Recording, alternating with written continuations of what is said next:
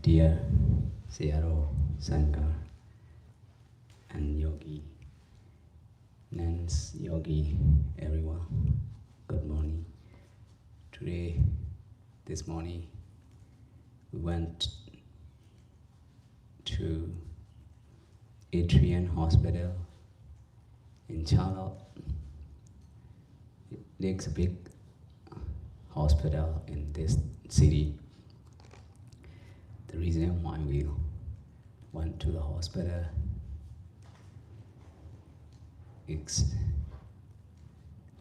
one of the bhikkhu from this temple, one of the bhikkhuni, Mahayana tradition, and she invited to Sayadaw and Sangha to visit to her sister, who is admitting to the hospital. The patient is also a bhikkhuni. She is suffering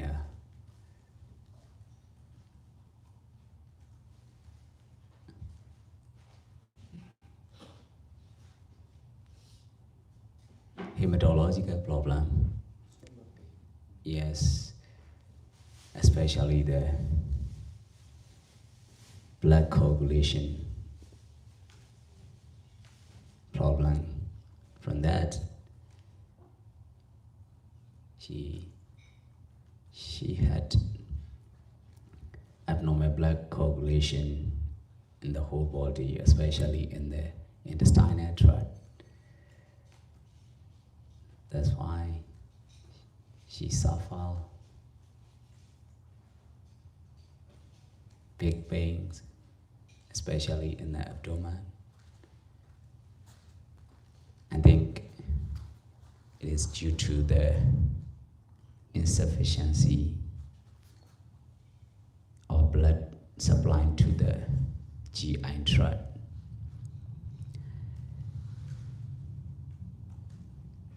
We call ischemic pain in medical terms. So according to her history and her explanation, she already took 4 or 5 times operation. These are major operations. Open surgery in abdomen. According to the patient's explanation, she has 4 or 5 surgical history, like intestinal resection and anastomosis.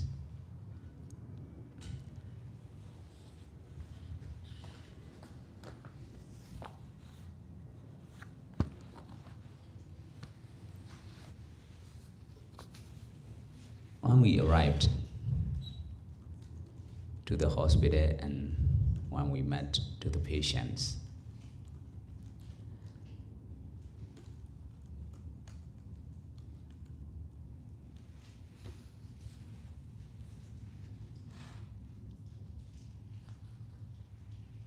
we all were learning about the conditions of the hospital and also about the patient's condition. At that time,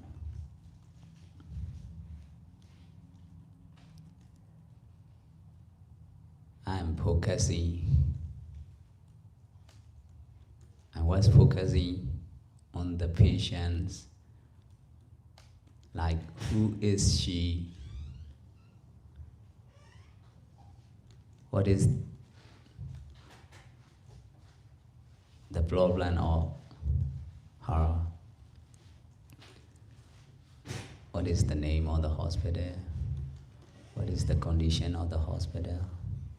What is the physical condition of the patient.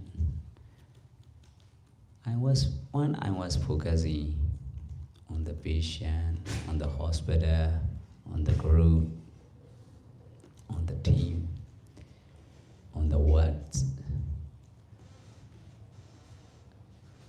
On the other hand,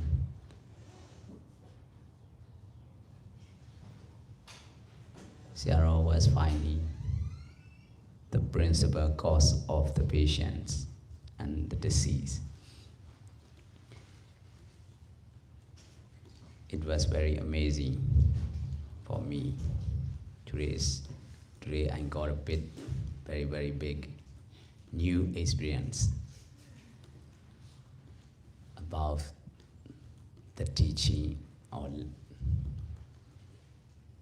the Dharma meditation, especially in how they are applying the Dharma and meditation as a medicine for a patient.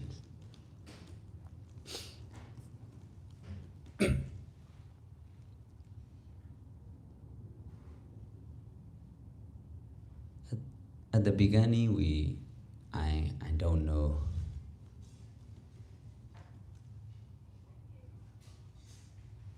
the principal cause of the patient. Why it is very difficult for her to be cured and to be recovered from her disease.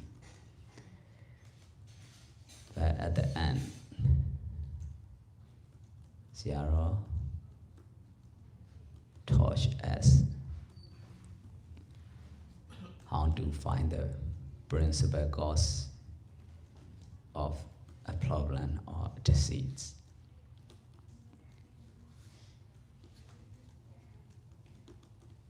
From the aspect of the other right understandings.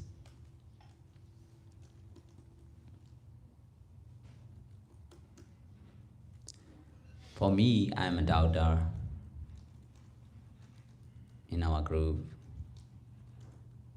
we have a nurse doubter. So as a doubter,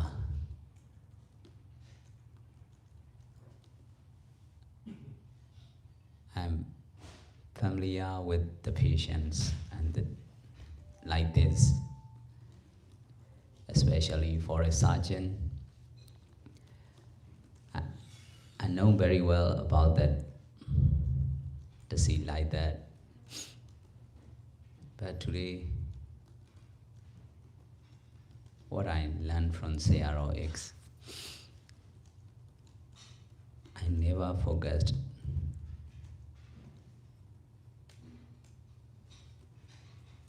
to the patient from the aspect of the Dharma.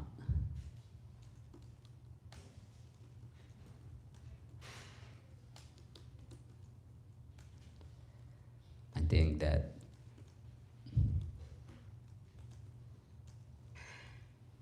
it is not only me, but also for the other. This kind of experience really needed, especially for the people who are always focusing on the material, on the physical things. Especially on time, place, person, situation, condition. Instead of those,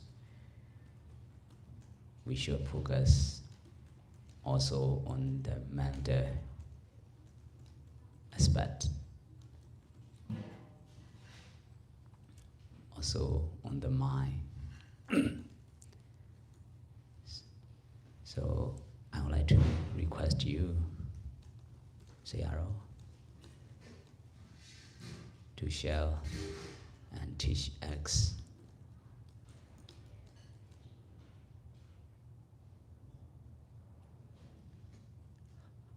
How can Dharma use as a medicine for the patients? How can Dharma use as a prosthetic weapon for all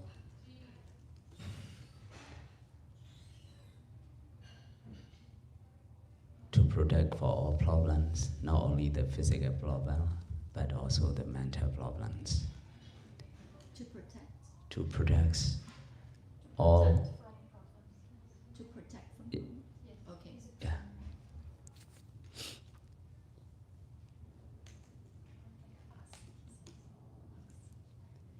How can we use Dharma as a strategy for socio-economic issue in the right way? How can we use Dharma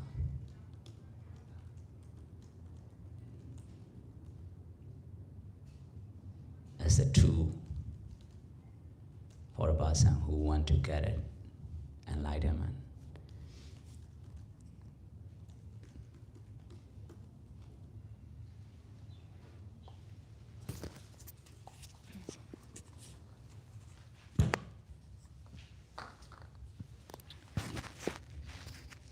Con kính thưa Ngài Thiền sư, Tăng đoàn và các Phật tử. Sáng nay, đoàn của chúng con đã đi đến bệnh viện Atrium ở thành phố Charlotte.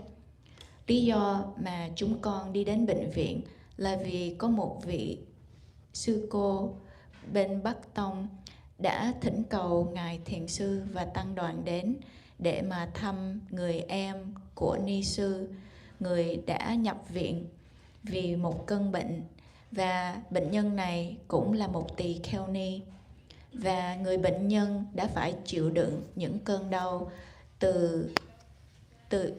đau từ bụng của mình.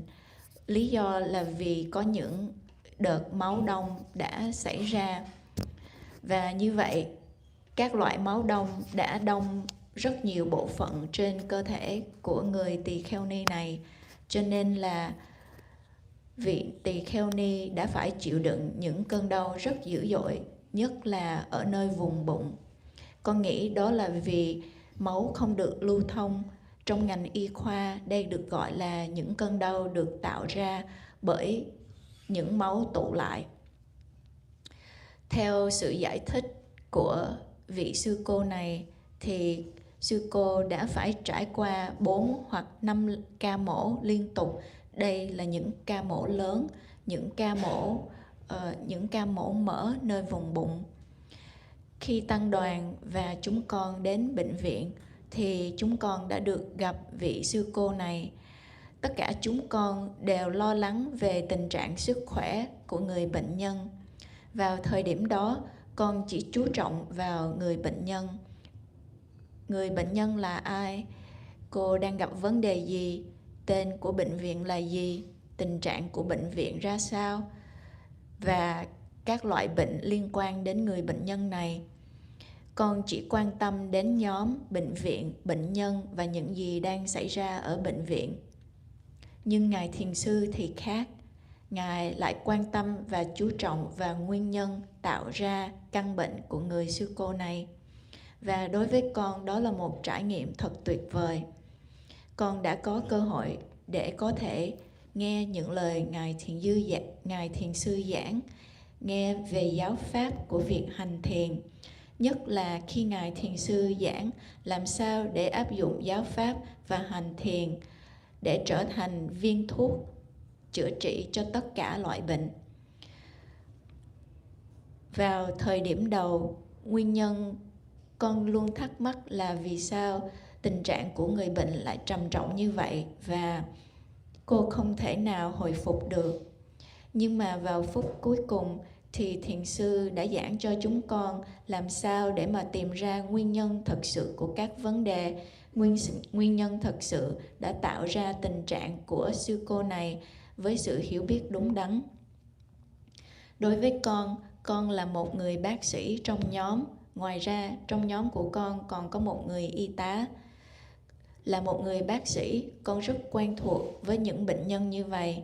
Nhất là khi con là một người bác sĩ mổ, thì những tình trạng này là rất quen thuộc đối với con. Nhưng hôm nay, con đã học từ Ngài Thiền sư rằng phải nên chú trọng vào người bệnh nhân từ góc nhìn của giáo pháp. Không phải là chỉ riêng mình con, nhưng đối với các vị đi theo Ngài hôm nay thì trải nghiệm hôm nay thực sự là rất cần thiết, nhất là đối với những người chỉ quen chú trọng vào những thế giới vật chất và hình thể bên ngoài. Chúng ta cần phải quan tâm và chú trọng vào những hành động của tâm. Và vì vậy, con xin thỉnh cầu Ngài Thiền Sư có thể chia sẻ và hướng dẫn cho chúng con làm sao có thể sử dụng giáo pháp là một liều thuốc cho bệnh nhân, làm sao giáo pháp có thể được sử dụng trở thành một phương tiện để bảo vệ chúng con khỏi tất cả các vấn đề, làm sao giáo pháp có thể trở thành những chiến lược trong xã hội hiện đại bây giờ theo một cách đúng đắn nhất, làm sao chúng con có thể sử dụng giáo pháp là một công cụ để tất cả chúng con có thể đạt được sự giác ngộ.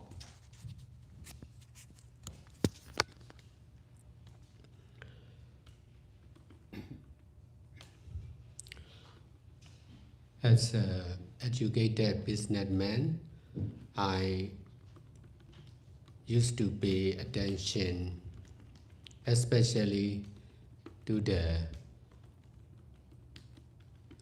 physical and far-away present action.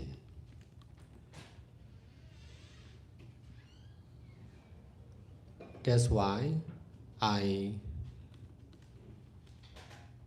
was easy to remember about what is happening now, what is seen now, but not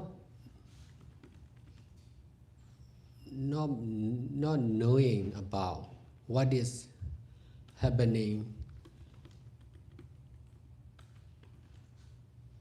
in the mind now. Only when I started practicing meditation in 1999, I started to pay attention on the present mental action and happening of the mind.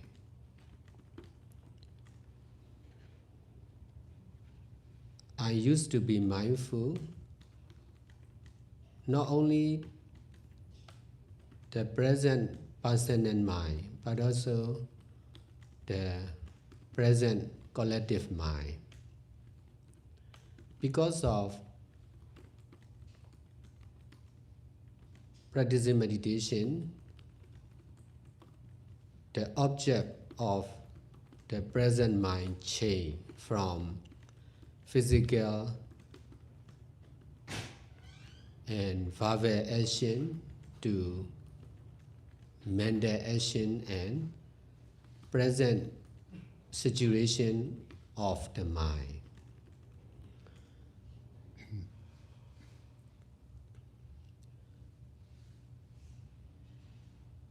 But paying attention on the present mind is really useful to solve all the problems concerned with body and mind. Because of paying attention on the present mind, not only in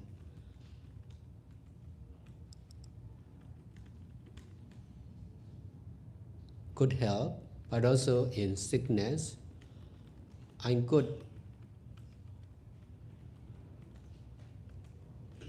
recover from my sickness without taking medicine or going to the doctor. Besides, I was safe even in the most dangerous condition because of taking care of the present personal and collective mind. If we are not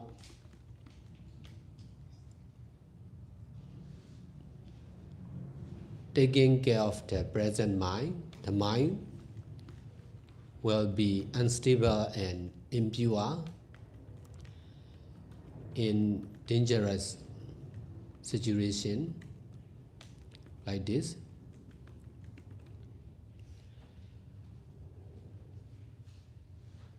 Because of practicing meditation like this from 1999 till now, not only for practicing but also for teaching, I become more and more skillful to control the present personal and collective mind.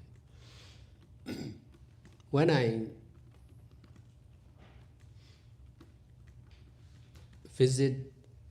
visited to the hospital to see the patient, I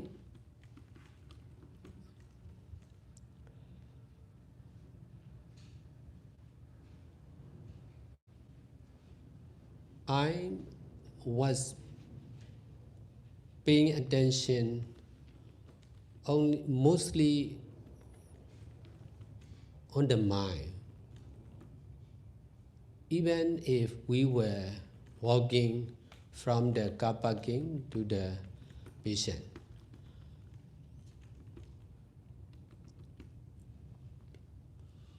the hospital is really nice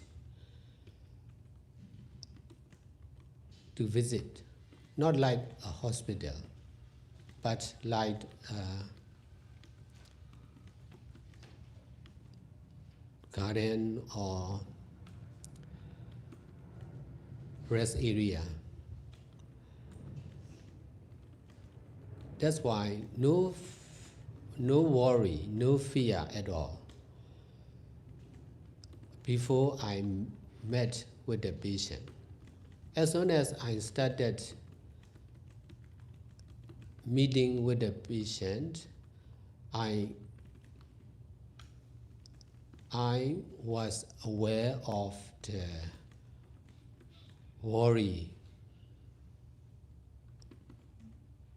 or negative view of the patient. That is quite opposite with the situation before meeting with the patient and started meeting with the patient.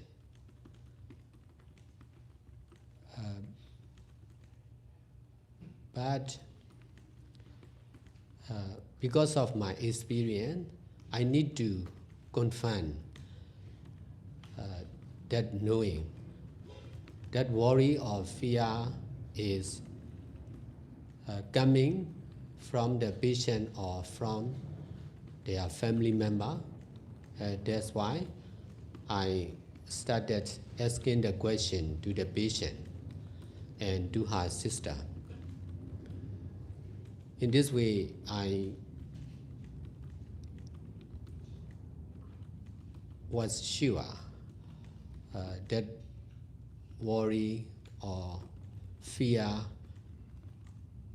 is concerned with both of the patient and her sister, but the patient will be more serious. Because of asking the question, she was practicing meditation about 3 months in Myanmar. Besides, she was healthy till this suffering. Now she was staying in hospital for 3 weeks continuously. Within 3 weeks, there was 5 times operation for her stomach suffering. In this way, I became clear she used to practice meditation only in good health, not in sickness. That's why she was not skillful to practice meditation when she was not feeling well.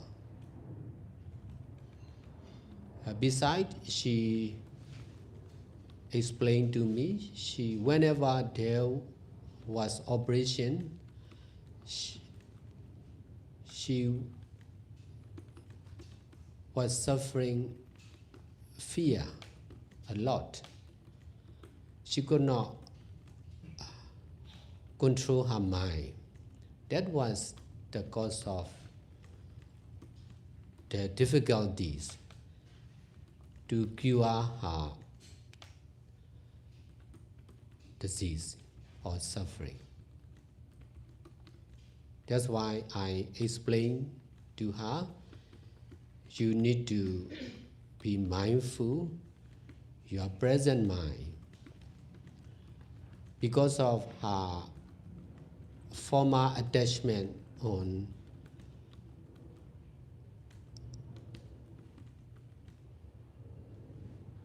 operation or medical treatment,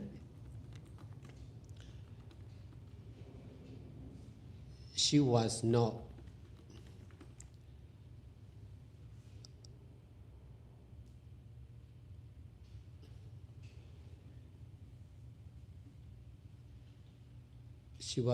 better till now. Only when she is mindful, her present mind to be stable and pure, her treatment will be better and better for sure. But she don't know about this cause and effect. The real problem concerned with her fear or worry concerned with medical treatment. Because of her attachment on good health,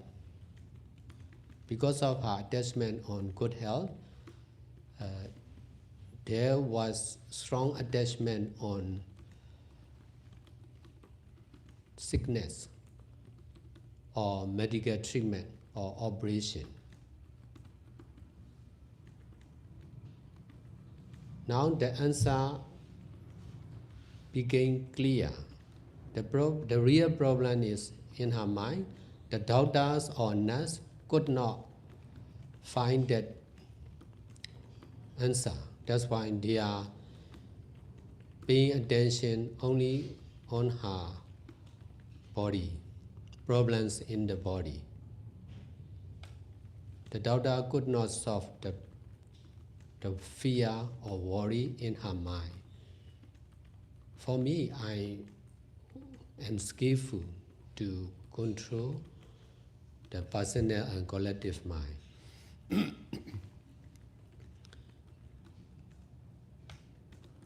In this way, I could successfully explain to her about the cause of difficulties in her operation or medical treatment.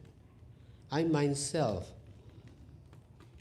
was really satisfied to point out the weakness of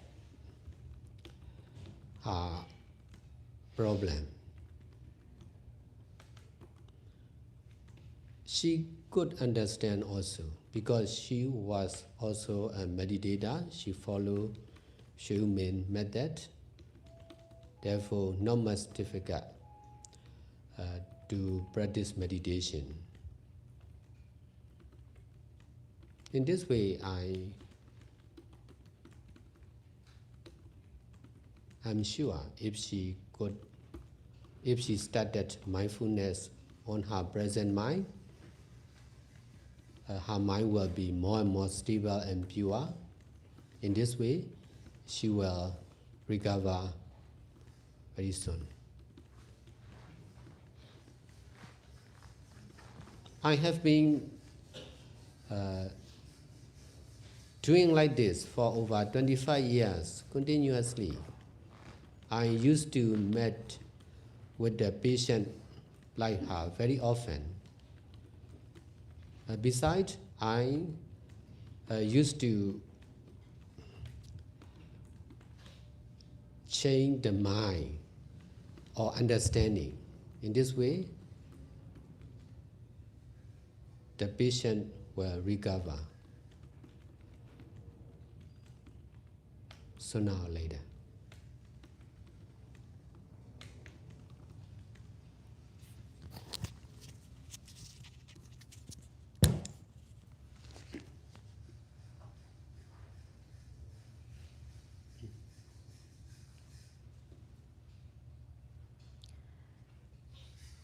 Là một người doanh nhân, thầy cũng đã từng chỉ quan tâm đến các hành động của thân và khẩu.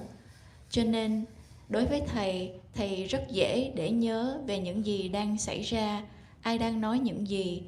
Nhưng mà để biết về những gì đang xảy ra trong tâm thì thầy lại không biết. Chỉ khi thầy bắt đầu thực hành thiền từ năm 1999, thầy bắt đầu quan tâm đến các hành động của tâm trong hiện tại và những gì đang xảy ra trong tâm.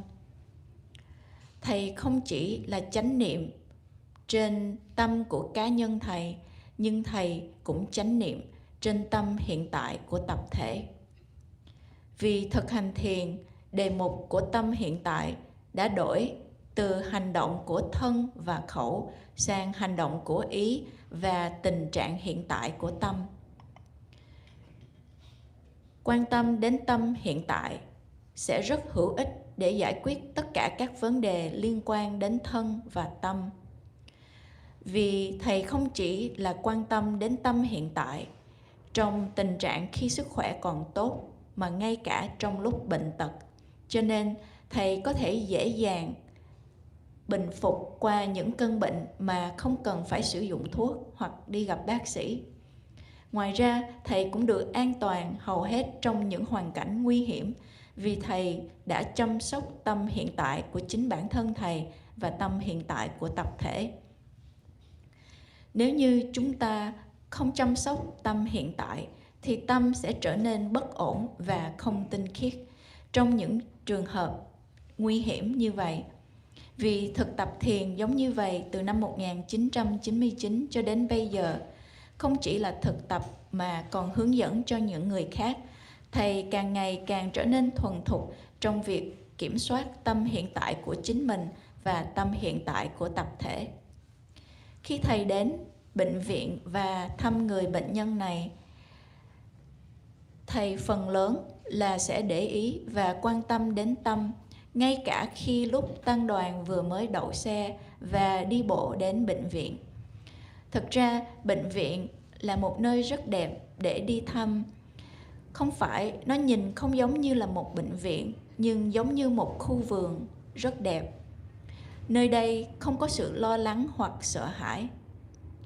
Trước khi việc này không có bất kỳ sự sợ hãi hoặc lo lắng nào trước khi thầy gặp người bệnh nhân. Nhưng từ lúc thầy gặp người bệnh nhân thì thầy đã nhận ra có một sự sợ hãi, lo lắng và những cái nhìn tiêu cực đến từ người bệnh nhân này. Việc này là trái ngược với hoàn cảnh trước khi thầy gặp người bệnh nhân. Nhưng vì những kinh nghiệm trước đây của thầy thì thầy cũng phải xác minh cái biết của mình. Thầy muốn xác minh rằng sự lo lắng và sợ hãi đó đang đến từ người bệnh nhân và thân nhân của họ. Cho nên thầy bắt đầu hỏi những câu hỏi. Thầy hỏi người bệnh nhân và người chị của người bệnh nhân này. Và vì vậy, thầy có thể xác định một cách chắc chắn rằng sự lo lắng và sợ hãi đã đến từ cả hai người bệnh nhân và người chị của người bệnh nhân này.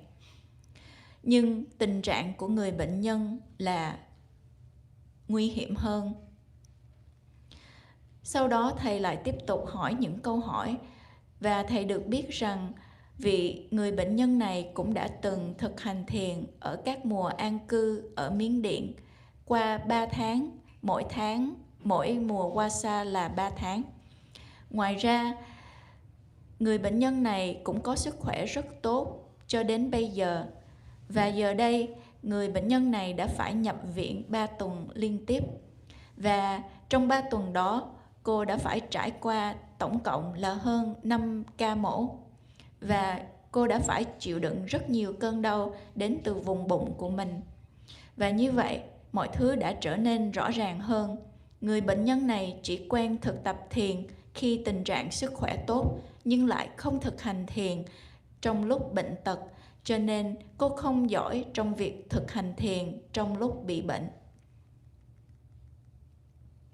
Người bệnh nhân đã giải thích rằng bất kỳ khi nào cô trải qua một ca mổ thì cô lại phải chịu đựng sự đau đớn và khổ sở đến từ các nỗi sợ.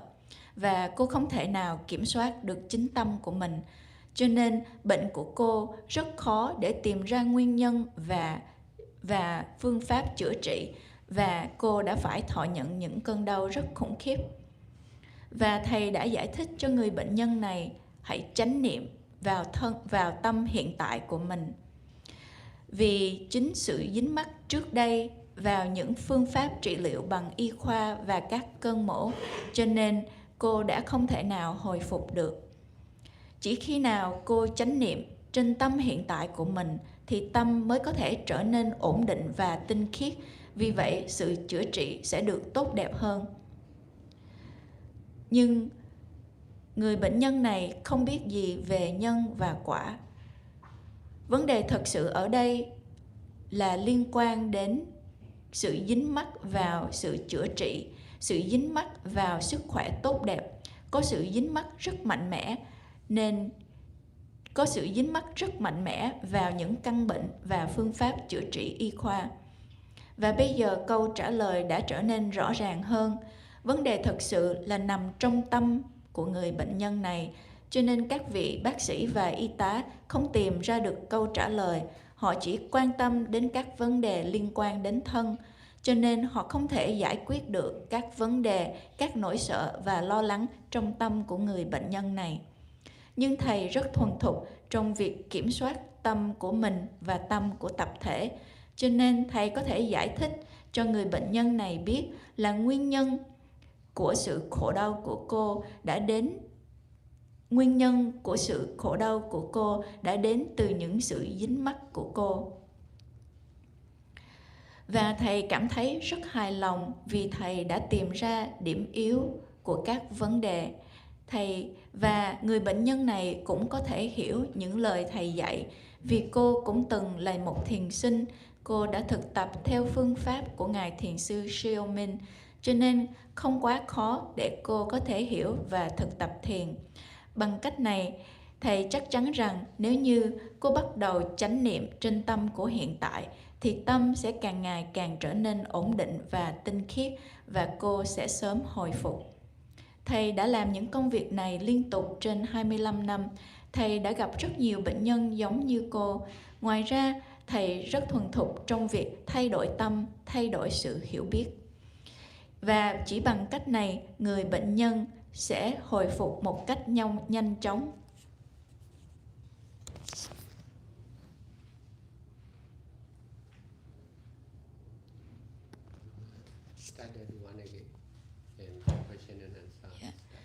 Bây giờ thì chúng ta sẽ dùng trưa và 1 giờ chúng ta sẽ quay lại thiền đường để tiếp tục phần câu hỏi và trả lời và chia sẻ kinh nghiệm. We will have lunch now and we will come back to the Dharma hall at 1 o'clock for Q&A. About healthcare. The Q&A session this afternoon, we can continue to ask about healthcare and the situation this morning. Sau thời Pháp 1 giờ trưa nay, chúng ta sẽ quay về thiền đường và chúng ta sẽ tiếp tục trao đổi về các căn bệnh cũng giống như là sức khỏe và những việc liên quan đến sáng nay. Bây giờ thì con mời đại chúng, chúng ta sẽ dâng thực phẩm cho tăng đoàn và chúng ta sẽ cùng dùng trưa chung với nhau.